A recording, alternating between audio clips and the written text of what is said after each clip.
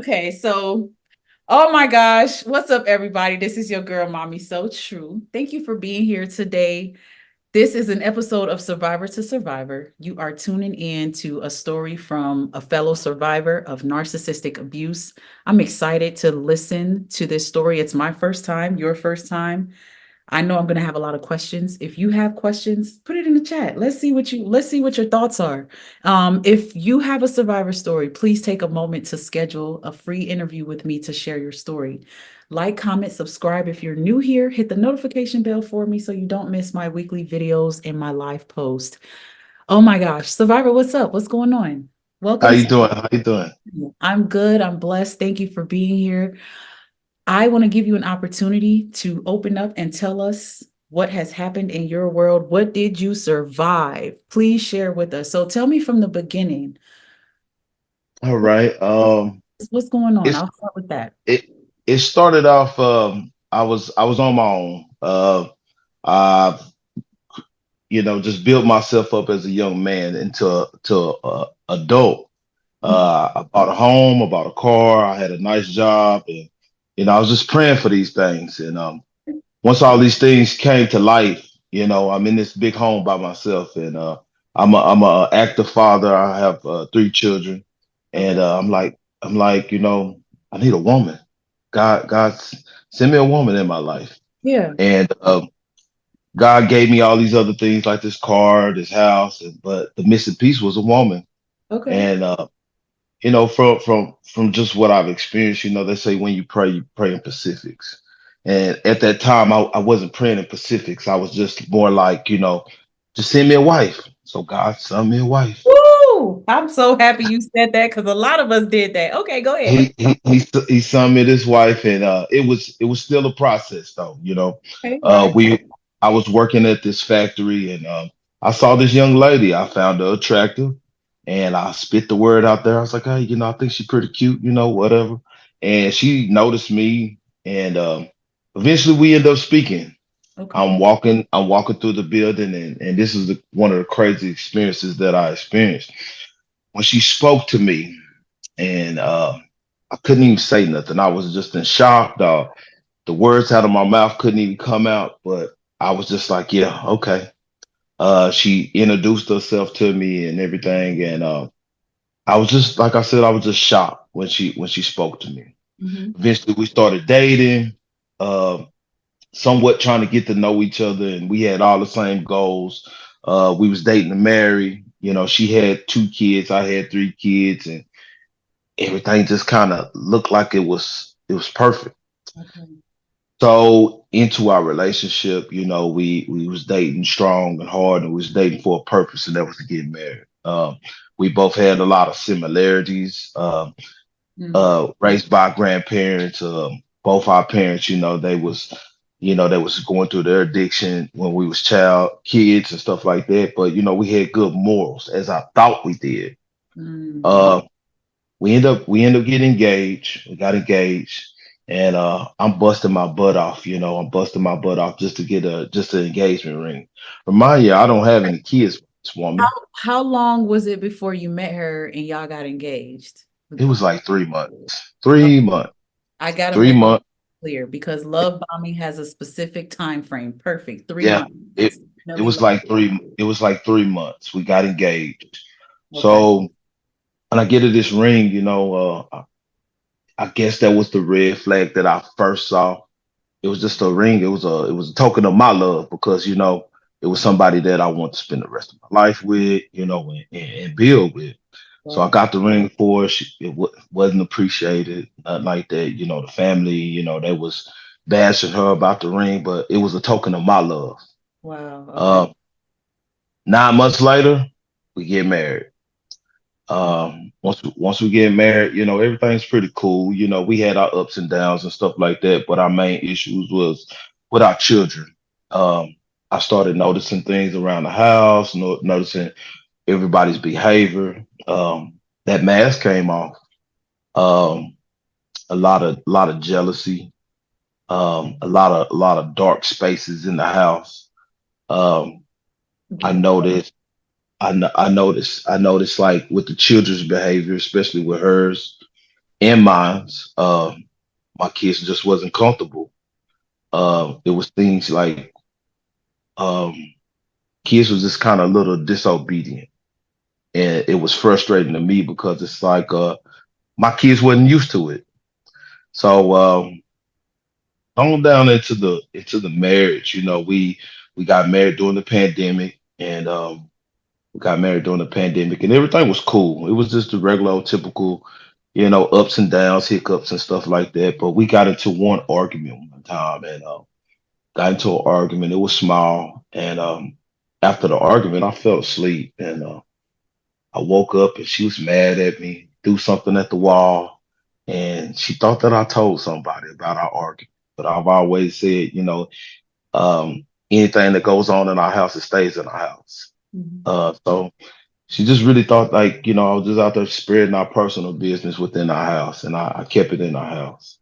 Once I figured out the family dynamic, some of the family history, it was dark. It was getting real darker into our marriage. I found out that there was sexual abuse in the family.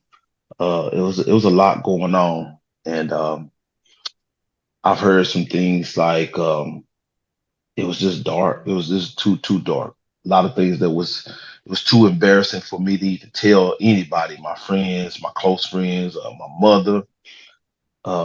It was just a lot. So later on into our marriage, it was just kind of rocky, and we fought a lot about the kids. Fought a lot about the kids, the way how I disciplined my kids and how I raised my kids, and that was the main thing that we argued about. But it was more of a tension. I did everything that I supposed to did. I wasn't in the streets and nothing like that. I worked. I came home, and it was like I just felt like it was some type of jealousy, and I didn't understand. I didn't quite understand. What did So I'm she do for a living? What was her she she worked also, but then during the pandemic, she ended up working from home. Had a small business doing party rentals and stuff like that. okay. And I'm working my job, and then I'm coming home and I'm helping her, and I'm helping her build this business. My job at the time, and I was training, and it was difficult, but it was beneficial for our family. It put us in a different financial position where we didn't have to work too hard. Okay. Uh, and when I got this job, I felt the jealousy come in through there. We was planning for this wedding. It was around 2021. We planned this big extravagant wedding after the pandemic. And after the pandemic, we had this wedding. We had family and friends come over, and something strange was happening. She had a friend, a male best friend. He came in the picture. I was never intimidated by it. Hmm. Um, never once, because he stayed out of town, and she said that was her friend, and I took her word on it. And these are just bits and pieces that goes on throughout the story. Okay. Um, she was introducing everybody to him as her best friend instead of introducing everybody that I was her new husband. Hmm. So later on, after the wedding, this is 2021, Hmm. 4 months after the wedding, in between, we had a business, and we opened up the business and stuff like that. And, we celebrated that, and we moved on from that. And then come November, it was around Thanksgiving time, came home from work. I drove like 8 hours, and, I worked 10. And I come home, and it was already kind of hostile because she had told me that I owed her some money in our marriage. I'm like, hold up, how do I owe you some money? We married. If I Okay. owe you some money, like something ain't right. So I gave her the money. I came home. It was tense. It was real tense. We just get to arguing about small stuff, and it was frustrating to me. It was times where I would come home, and from a long days of work, I would pop a melatonin, hop in the shower, and I go straight to bed. because it was like walking in my own house. It was like walking on eggshells all the time. Mm. It was just it You was a never knew lot. what you were gonna get. What's Wow. that? So you never knew what you were gonna get every day. No, no, Day. I Yeah. didn't. I was sex deprived. Uh, Mm. that was the big thing, and it was like we're still young, and What was her excuse for not having sex? What was her reasons? it was her weight. That's what she said, and she wasn't overweight or nothing like that, and I always told her how beautiful she was and how good she looked. Just giving them those compliments. We worked out together. What was it like Yeah, before y'all got married sexually? Was she always sexual then? it was a hypersexual. It was hypersexual. She Wow. was very, very, very hypersexual. And then, after a while, it just died down. I was sex deprived from it. I stopped asking stuff like that, and it was terrible. And I'm just like, dang, like you so young. She wasn't young, young, but she wasn't old. Yeah. I was just like, dang, something ain't right. Yeah. Something ain't right. We How had what's can that? can I ask you how old were the kids that were involved? My my kids at the time, I had a 2-year old. I had a 7-year old and a 11-year old, and her kids was 6 and 16. Mm. Um, it was that part with the kids was very, very different because my girls dealt with bullying, and I could understand, when you get in a blended family, it's territory, everybody got their own space and stuff like that, but uh, her daughter wasn't having it. She wasn't having it, and it That was more. that's why I was asking about the kids because it sounds like after the marriage, now all of a sudden there's this chaos, but I know y'all knew each other before the marriage, at least the kids, right? So how were the kids' relationship before you and her got married? Like while y'all were engaged, was it a close family relationship or how was it before the It marriage? it was kind of like just getting in the groove of things, getting in the groove of things, and it's something that I learned now. Like honestly, I didn't take my time. As a parent, I should have built that relationship with this person before I even invited my kids. So it was pretty much my kids was forced into this marriage also too, I understand. and that's something that I learned during therapy. Now, Um, is it a situation where you were coming out of a relationship with your kid's mother and that led you to this? no, No? no, not at all. Not at all. I was single for like over 5 years. Wow. Okay. I had just moved back from Florida to Texas, and I was just getting on my feet. I was sleeping on people's couches and stuff like that, and Yeah. I'm just finally getting myself back to where I need to be at. And she noticed that. She saw that this Yeah. man he got his thing going on, and I'm the one that chose to marry. And when I say like it was dark, it was dark. I noticed that the little girl, she would urinate on herself every day, every day. Every morning I wake up, I see a diaper, I see a pull up in the trash can. Years old? So yeah, she was 6 years old. So I Oh, questioned, I questioned it. This was the first sign that I saw. I questioned it. And when I questioned it, it became a problem, became an argument. So I left it alone. But I studied psychology a little bit. I'm a college dropout, but I did learn something. When I saw those signs, those are signs of abuse. yeah.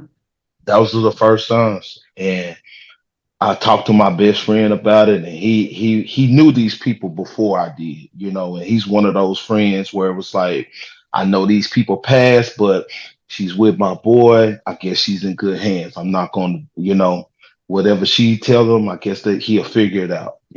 He was one of those friends, and I I, I appreciate it to this day from him just being a good friend. Mm. Uh, and don't have no fault about it, but once I start figuring things out on my own, I start figuring out the whole family dynamic. Uh, they was that family like the house on the hill. You know, People thought they was kind of weird, but I didn't look at this woman like that. She was a totally different woman from everybody else. Didn't have many friends, stayed to herself, but it was always that dark family secret. But once I figured out, about this little girl, I was like, something ain't right. I Mm. started looking on YouTube. I looked through the search and I see like, inappropriate searches from a kid. And I was like, man, that behavior is off. Wow. It is off. Something is not right. Wow. So um, Okay. it got deeper and deeper and darker and darker. Mm. I found out that one of the uncles was messing with his daughters and stuff like that, and then it got deeper. Found out that she was a victim. Mm. She was a victim from a lot of things. Her mom was into the streets, and when she was younger, and this she solicited my wife for drugs, for sex. Mm. And that was something that I didn't know, and then I ended up finding out, and I started putting two and two together, and I figured out like this is my problem. This is what I'm going through. I would come home, I would Mm. cry in the shower, just trying to figure things out because I'm doing the right thing. I come from the streets, but I decided to change my whole lifestyle around to be married. Mm. And I'm not going to the club. I'm not in the streets. I'm not talking to extra women or nothing like that. I'm fully dedicated to this woman in this marriage. It was like I was slapping my face at the time. It was like I didn't know what to do. I Mm. would cry in the shower, just really just trying to figure it out. Mm. Uh, I Okay. read this book called Battle Cry during my marriage, and I had to learn myself and figure out what was going on inside. So at this time, I was mentally incarcerated.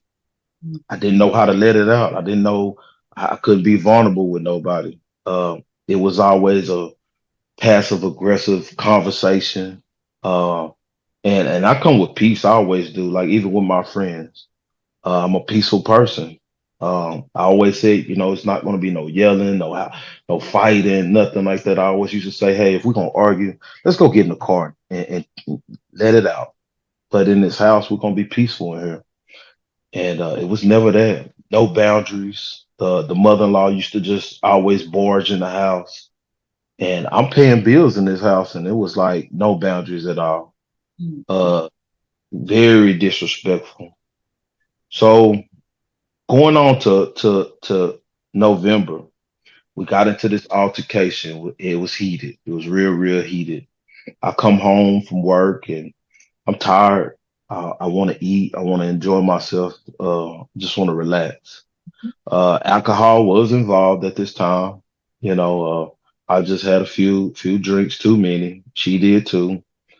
And the argument just went left. Everything went left. Mm.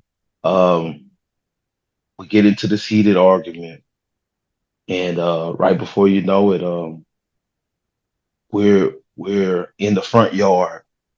We're in the front yard. We arguing. We fighting. Not fighting. Not physically fighting, but I'm restraining her, Mm. like telling her to calm down, like calm down for real. But it was more. It was on fight or flight, and I guess when I put my hands on her by restraining her, she failed. She had a crossbody purse. I'll never forget. She had this crossbody person on her, and she had we was concealed handgun license carriers.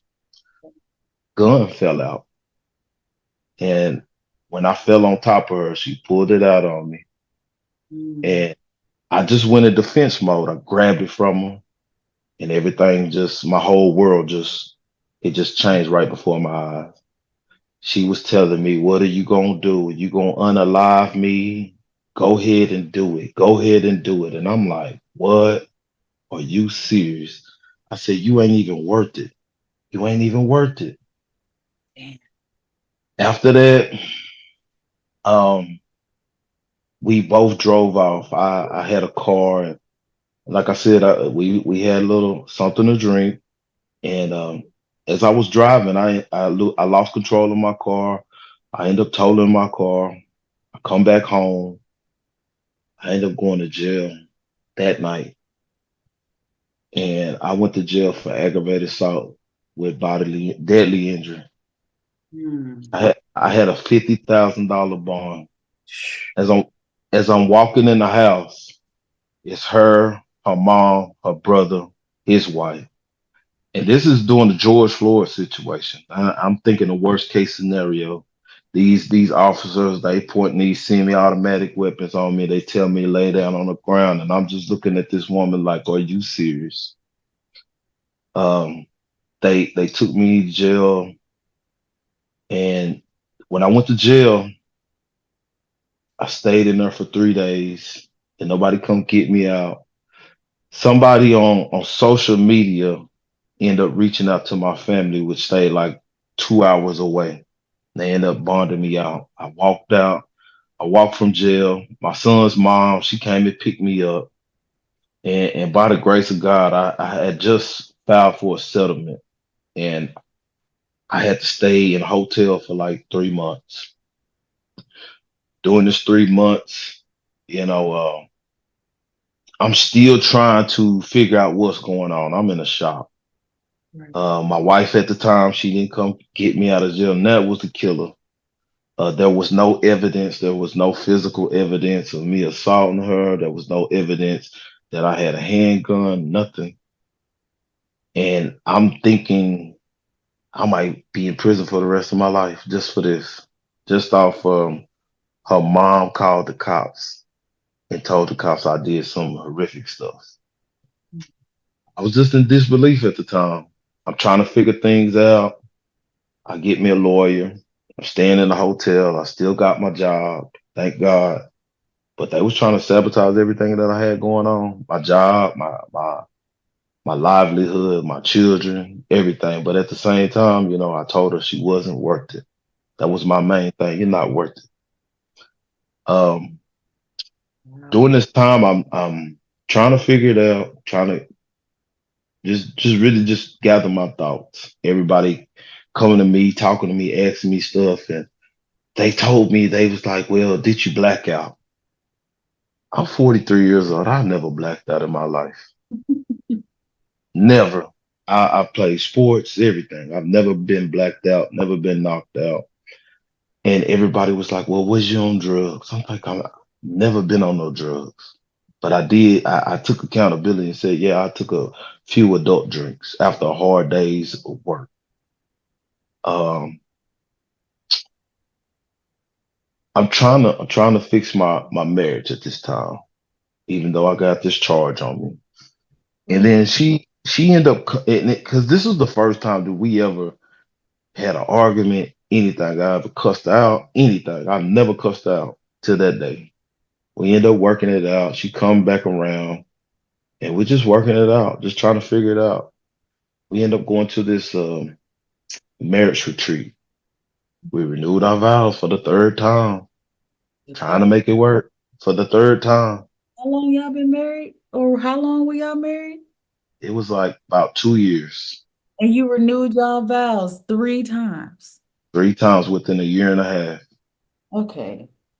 Yeah, Wow. and yeah.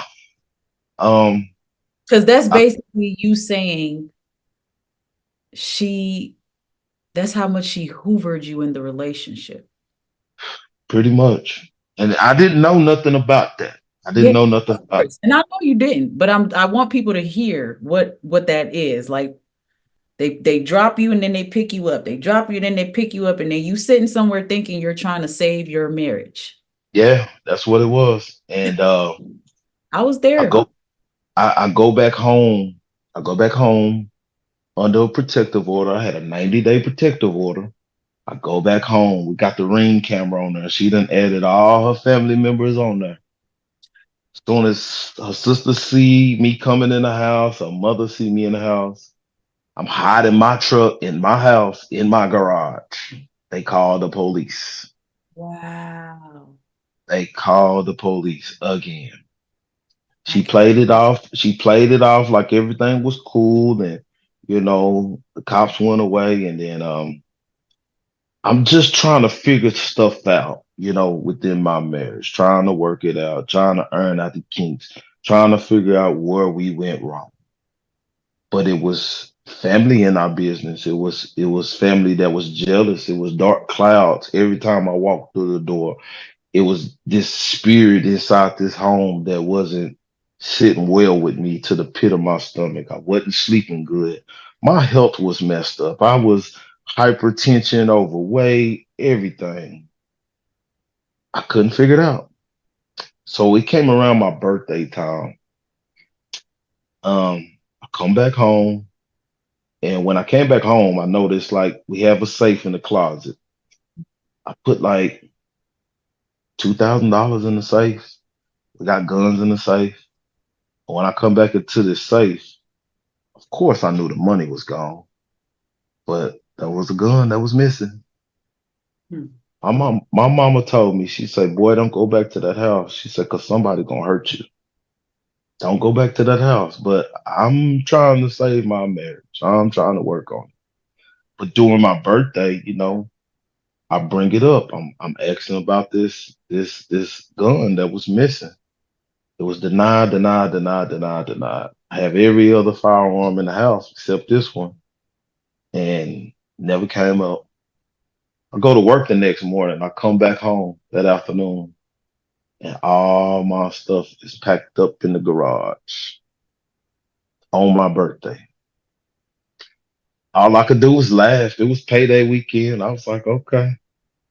I I packed up my stuff. I rented a Birthday. U-Haul Yeah. on my birthday, and it was just so it hurt, but it hurt. I can honestly say it hurt. Um, I just packed up my stuff and I left. Mm. I ended up finding an apartment real quick, like within 2 weeks. Oh, I'm traveling, no contact for like 2 months. good. I'm settled. I'm good. I'm trying to find myself and get back on the groove of things. I don't want to hear it. You about to tell me here she comes. The day of our wedding anniversary, I done filled out divorce papers and everything. She done hit me with this long text message. I'm like, wow, Ah, damn. wow. She and I just finished writing out the divorce papers. I was gonna file on Monday morning. It was a Sunday. Uh, this woman hit me up and told me how sorry she was and everything, and I'm just like, man. I was like, all right, go back home. She got you. I go back home. This time when I go back, I've learned some things. I learned a few things for myself, and I took it and I rolled with it.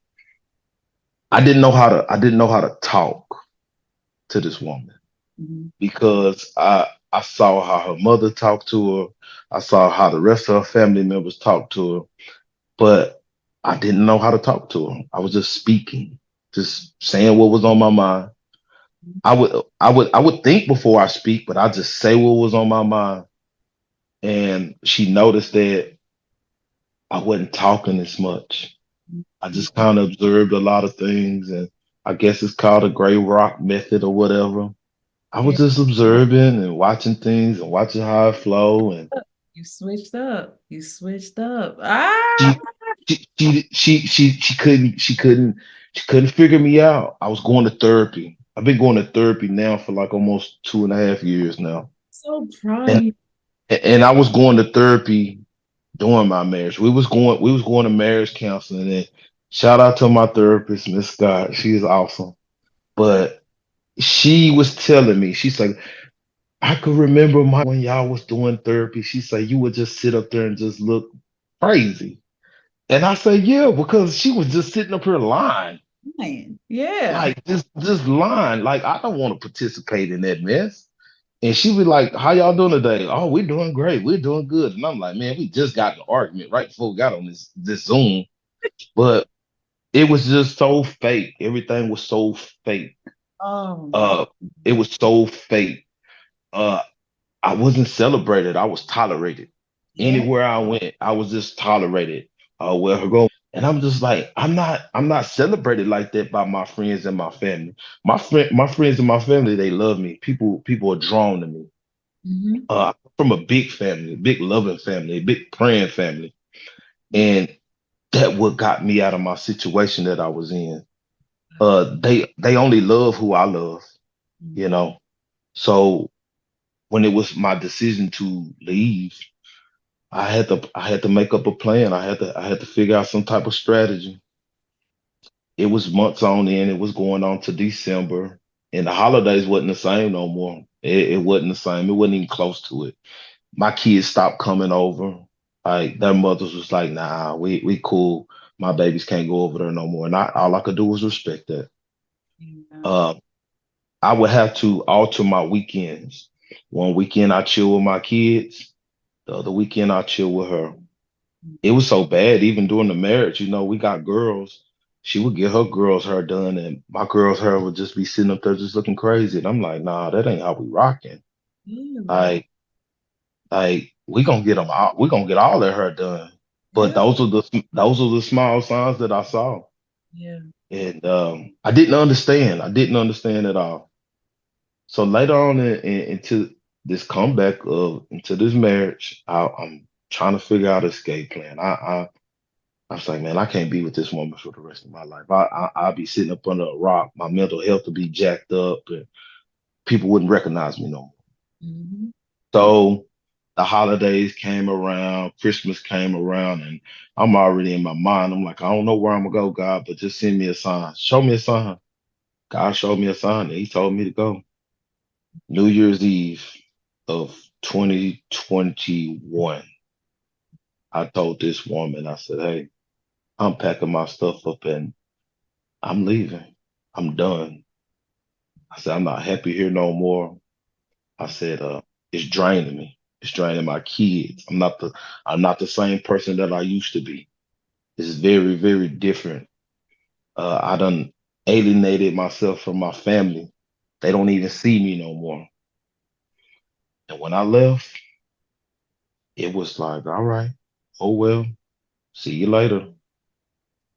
I packed up my stuff and not knowing where I was gonna go. The first 2 weeks I slept in my car. It snowed in Texas. And I'm just trying to figure myself out going into the new year. I told myself I'm going to work on mind, body, and soul. I didn't let nobody know that I was sleeping in my car. I was still getting up every morning, going to work, handling my business, everything. I had put in an application for an apartment. I could end up getting an apartment by like a month later. Get my apartment, get everything back together on my feet. I'm feeling myself. I'm getting back. I'm smiling more. And I told myself going into that new year, 2022, I'm going to smile more. People started noticing it, but Oh, I'm working on myself slowly.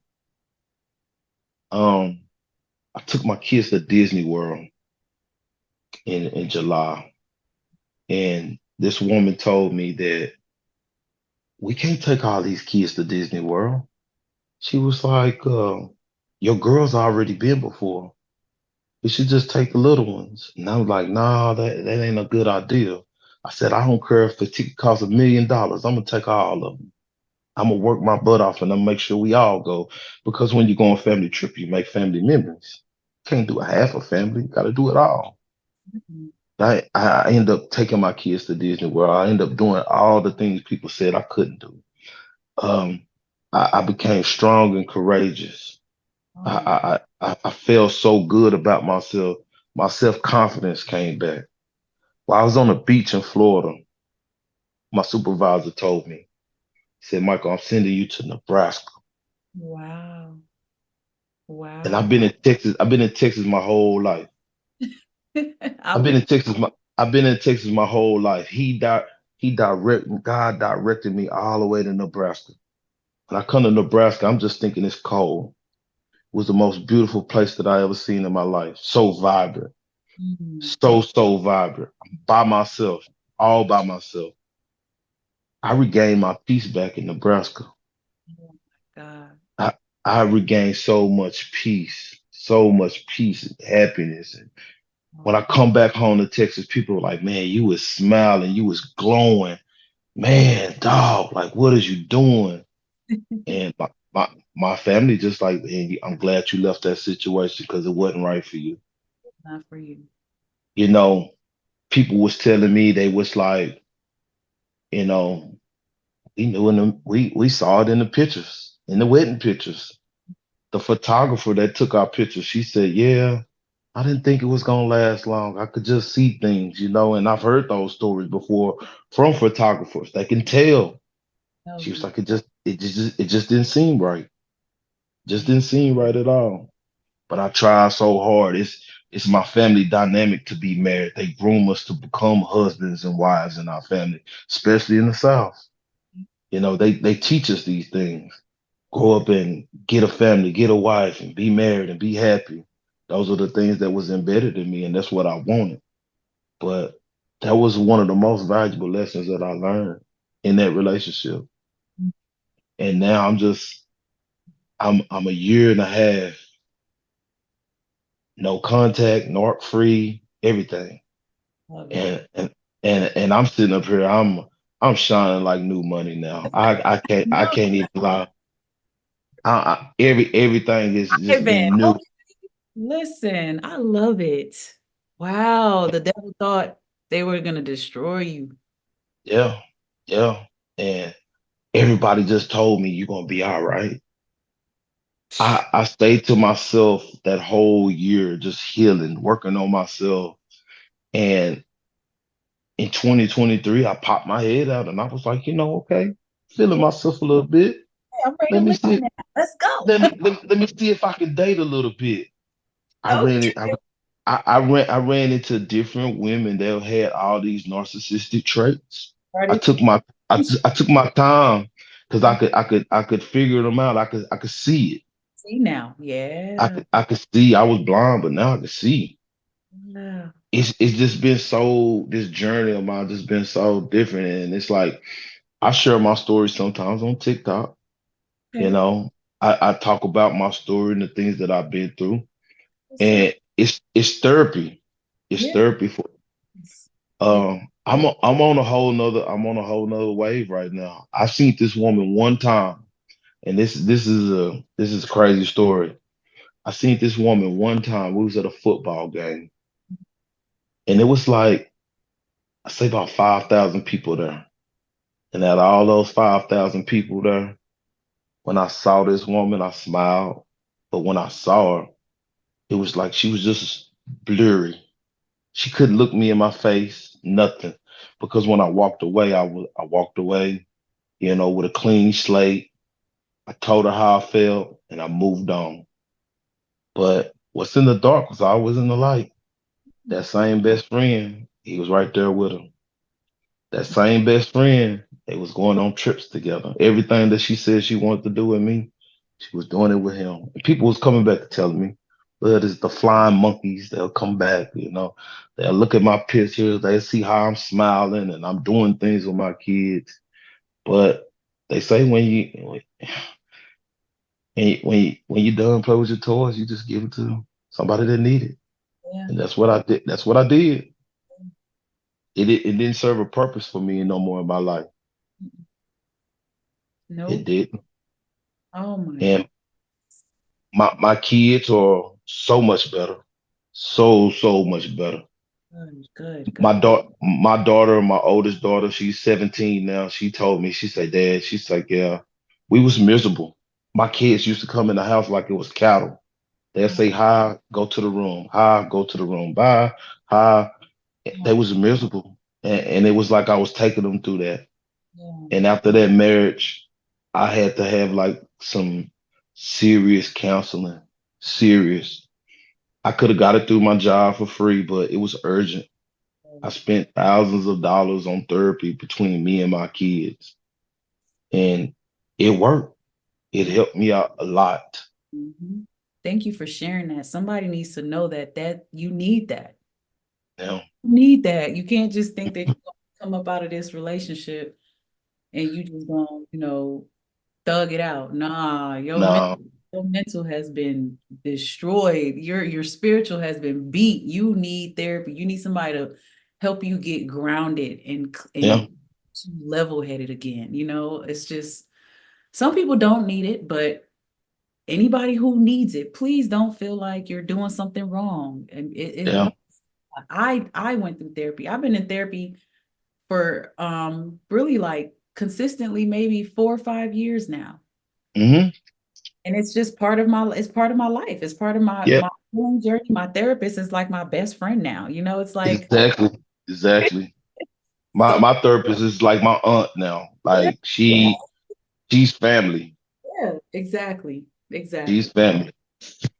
Yep. So I, I'm so happy you shared this story. This is important. You said so many things that a lot of people are going to resonate with, and so many things that are going to help somebody because people think that they're not going to be okay after this. It's too hard, it's too painful. They just don't see the light on the other side, but it's like it's there. If you just yeah, give yourself, if you walk away and take your power back, that's the start. That's yeah, but you got to do that. You got to be willing to say, you know what? If I got to be homeless, so be it. Fuck it. I'm yeah, walk away and just start from nothing. Start from the yeah. bottom. Because it was like, I was in a position where my kids was going, it was my freedom.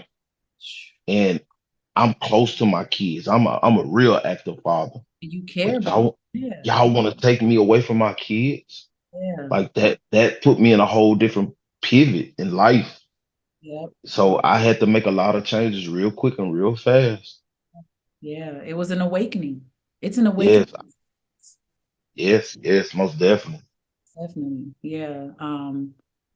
Wow.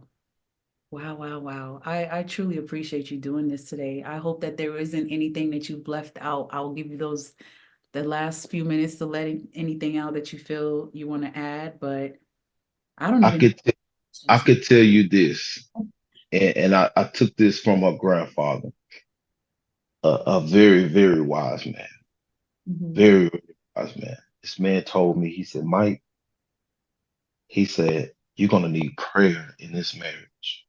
I Ooh. never prayed so much in my marriage. I was a prayer warrior. I Mm. prayed every day, every night, just trying to figure out life, figure out this thing called marriage, trying to figure it out. Treat people how I want to be treated. Yeah, I used to be a scumbag back in the day. I used to be a ladies' man. All that, you name it, I was that. But once I became a man, I put away those childish things. I wanted to be somebody's husband, and my family members tell me, they're like, "Man, Mike, you ain't nobody boyfriend or baby daddy. You somebody husband." And now it's somebody that appreciate me. I'm dating now. I took my time. I took my time, Good. and this person that I'm with makes me feel a whole lot better. Mm. Oh, I'm smiling more than I ever smiled in my life. I'm so proud of you. I'm so proud of you. This is going to do something for someone who thinks there's no hope. It's hope. There is. It's hope. You got to work on you so you can attract what you deserve. That's what I learned. That Exactly. because just like you, I took some time, a little over a year, just working on me, just really like processing, accepting, grieving, and embracing the new me, right? And just renewing my whole mind. And you're going to go through dating and you're going to go through narcissistic people, but everybody is not that. And eventually, Mhm. you end up right where you deserve to be. And it's a beautiful feeling. It's a freedom feeling. It's a peaceful feeling. And it's more than possible. I'm so happy for you to say that because Mhm. while you were praying in those dark nights, Mhm. had a plan. God was already aligning things up. He was just leaving it up to you for you to make that one choice, and that's to walk away.